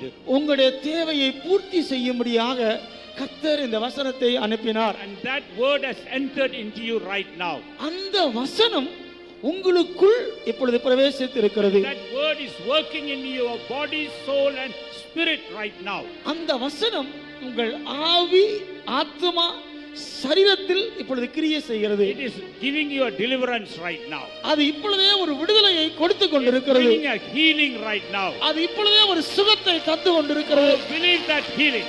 அந்த சுகத்தை விசுவாசியுங்கள். Believe that deliverance. அந்த விடுதலையை விசுவாசியுங்கள்.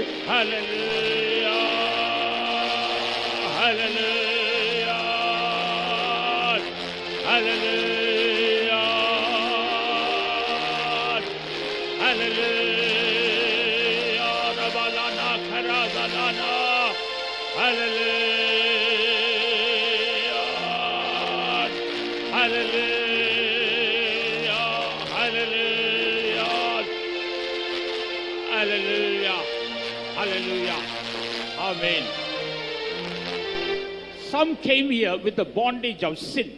ஒரு சிலர் பாவத்தின் வல்லமையினால் கட்டப்பட்டவர்களாக இங்கே இருக்கிறார்கள். And you were unable to be delivered. அந்த பாவத்தின் வல்லமையிலிருந்து விடுவிக்கப்பட முடியாதவர்களாக இருக்கிறீர்கள். But tonight that word has touched you. ஆனால் இன்றைக்கு அந்த வார்த்தை உங்களை தொட்டு இருக்கிறது. And Jesus has delivered you from your sins. இயேசு உங்களுடைய பாவங்களிலிருந்து உங்களை விடுவித்திருக்கிறார். He has delivered you from the power of sin. அந்த பாவத்தின் வல்லமையிலிருந்து அவர் உங்களை விடுவித்திருக்கிறார். You are delivered tonight. இன்று இரவு நீங்கள் விடுவிக்கப்பட்டீர்கள். Hallelujah.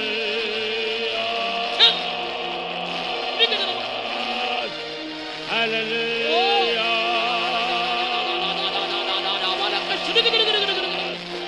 Hallelujah.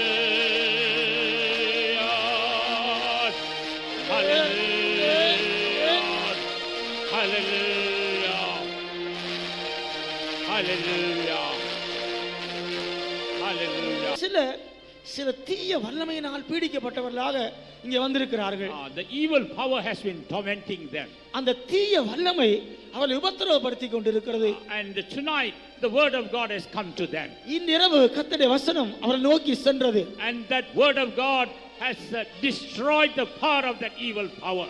அந்த தேவனுடைய வசனம் தீய வல்லமையை முற்றிலும் அழித்திருக்கிறது. And you are delivered tonight. நீங்கள் இன்றிரவு விடுவிக்கப்பட்டிருக்கிறீர்கள். You are set free tonight. நீங்கள் இன்றிரவு விடுவிக்கப்பட்டிருக்கிறீர்கள். Hallelujah. There are some who have come here with serious sicknesses. சிலர் பயங்கரமான வியாதிகளோடு இங்கே வந்திருக்கிறார்கள். Sicknesses that cannot be healed by man. மனுஷரால் சுகமாக்கப்பட முடியாத வியாதிகள். You may have been even forsaken by medical science. ஒருவேளை மருத்துவத் துறையினால் நீங்கள் கைவிடப்பட்டவர்களாக இருக்கலாம். But tonight the word of God has come. இன்றிரவு கர்த்தருடைய வசனம் உங்களை நோக்கி The வந்திருக்கிறது. word of God is all powerful. தேவனுடைய வசனம் சகல வல்லமையுள்ளதாக இருக்கிறது. That word of God is healing you right now. அந்த தேவனுடைய வசனம் இப்பொழுதே உங்களை சுகமாக்குகிறது.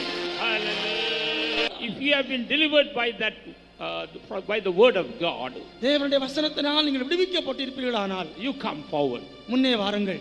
If your sickness have been healed in this meeting, you come forward to the stage. இந்த கூட்டத்தில் உங்களுடைய வியாதி சுகமா இருக்குமானால் இந்த பிரசங்க மேடைக்கு முன்னால கடந்து வாருங்கள். You can be right at the back, but the power of God is touching you. நீங்கள் ஒருவேளை பின்னால நின்று கொண்டிருக்கலாம், ஆனால் தேவனுடைய வல்லமை உங்களையும் தொட்டு கொண்டிருக்கிறது. You are being healed by the power of God. தேவனுடைய வல்லமையினால் நீங்கள் சுகமாக்கப்பட்டீர்கள். You are healed by the word of God. தேவனுடைய வார்த்தையினால் சுகமாக்கப்பட்டீர்கள். Therefore, as you are healed, you come forward. சுகமாக்கப்பட்டவர்கள் தயவு செய்து முன்னே வாருங்கள். If you are unable to move your hands, and if the Lord has quickened you and you are able to move your hands, you come forward. உங்கள் கைகளை அசைக்க முடியாமல் இருந்து கர்த்தர் இன்னைக்கு உங்களை குணமாக்கி கைகளை அசைக்க செய்திருந்தால் முன்னே வாருங்கள். If you have any other sicknesses in your stomach, you had a pain for a long time, tonight if the Lord has healed you, you come forward. வயிற்றில் அநேக நாட்களாக வியாதி உள்ளவர்களாக இருந்து இன்று கர்த்தரால் குணமாக்கப்பட்டிருந்தால் முன்னே வாருங்கள். If you are unable to walk, tonight if the Lord has healed you, you rise up and walk and come forward. நடக்க முடியாமல் இருந்து இன்று இரவு நடக்க முடியாத கர்த்தர் உங்களை செய்திருந்தால் நடந்து முன்னே வாருங்கள். You just walk forward and come and glorify God. முன்னே வந்து கர்த்தரை மகிமைப்படுத்துங்கள். The Lord is healing many of us tonight. தேவன் இரவு அநேகரை சுகமாக்கி கொண்டிருக்கிறார். The power of God is touching you right now. தேவனுடைய வல்லமை இப்பொழுதே அநேகரை தொட்டு கொண்டிருக்கிறது. You are healed in the name of Jesus. இயேசுவின் நாமத்தில் சுகமாக்கப்படுவீர்களா? You are healed in the name of Jesus. இயேசுவின் நாமத்தில் சுகமானீர்கள். Forward. சுகமாக்கப்பட்டவர்கள் நீங்கள் முன்னே வாருங்கள். If the Lord has healed you tonight, you come forward. இந்த இரவு கர்த்தர் உங்களை சுகமாக்கி இருப்பாரானால் முன்னே வாருங்கள். Oh, the Lord is touching you. தேவன் உங்களை தொட்டு The கொண்டிருக்கிறார். Lord is healing you. தேவன் உங்களை சுகமாக்கி கொண்டிருக்கிறார். Those who are healed, you come forward சுகமாக்கப்பட்டவர்கள் முன்னே வாருங்கள். and be a witness for the Lord. ஆண்டவருக்கு சாட்சியாக இருங்கள். Be a witness for the gospel. சுவிசேஷத்திற்கு சாட்சியாக Be a மாறுங்கள். witness for the truth of God. சத்தியத்திற்கு சாட்சியாக Be a மாறுங்கள். truth for the word of God. தேவனுடைய வசனத்திற்கு சாட்சியாக Be a இருங்கள். truth for the power of God. தேவனுடைய அக்கினிக்கு சாட்சியாக Power of மாறுங்கள். God is touching you right now. தேவனுடைய வல்லமை இப்பொழுதே உங்களை தொட்டு கொண்டிருக்கிறது. Power of God is touching you right now. தேவனுடைய வல்லமை இப்பொழுதே உங்களை தொட்டு You are கொண்டிருக்கிறது. healed in the name of Jesus. இயேசுவின் நாமத்தில் சுகமானீர்கள். You are healed in the name of Jesus. இயேசுவின் நாமத்தில் சுகமானீர்கள். Hallelujah. Hallelujah. ஆமென். Hallelujah. ஐசலா ஐசலா ஐசலா. ஆமென். ஸ்தோத்திரம் ஸ்தோத்திரம் ஸ்தோத்திரம் ஸ்தோத்திரம் ஸ்தோத்திரம் ஸ்தோத்திரம். Hallelujah. Hallelujah. வல்லமை உண்டு உண்டு அற்புத வல்லமை இயேசுவே. வல்லமை உண்டு உண்டு அற்புத வல்லமை வல்லமை உண்டு உண்டு அற்புத வல்லமை இயேசுவே. வல்லமை உண்டு உண்டு அற்புத வல்லமை வல்லமை உண்டு உண்டு அற்புத வல்லமை இயேசுவே. வல்லமை உண்டு உண்டு அற்புத வல்லமை வல்லமை உண்டு உண்டு அற்புத வல்லமை இயேசுவே.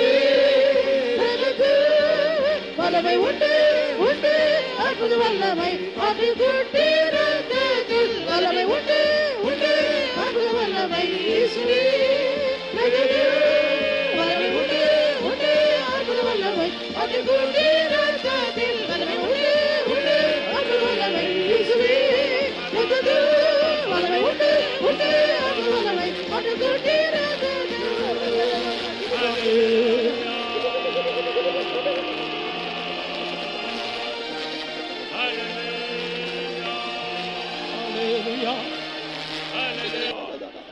Amen. Amen. For all that the Lord has done for us tonight, let's all praise God. இந்த இரவு கர்த்தர் நமக்கு செய்த எல்லா மகிமையான கிரியைகளுக்காக கர்த்தரை ஸ்தோத்திரம் பண்ணுவோம். Hallelujah. ஐசலா ஐசலா ஐசலா ஐசலா ஐசலா ஐசலா ஐசலா ஐசலா ஐசலா ஐசலா ஐசலா. For the precious words the Lord spoke to us tonight, let's praise God. நம்மோடு கர்த்தர் பேசுற விலையேறப்பட்ட வசனங்களுக்காய் வார்த்தைகளுக்காய் ஸ்தோத்திரம் பண்ணுவோம். Hallelujah. ஐசலா ஐசலா ஐசலா ஐசலா ஐசலா ஐசலா ஐசலா. Let us give all glory and honor to the Lord and praise God. எல்லா கனம் மகிமையை கர்த்தருக்கே செலுத்தி அவரை ஸ்தோத்திரம் பண்ணுவோம். Hallelujah. ஸ்தோத்திரம் ஸ்தோத்திரம் ஸ்தோத்திரம் ஸ்தோத்திரம் ஸ்தோத்திரம் ஸ்தோத்திரம்.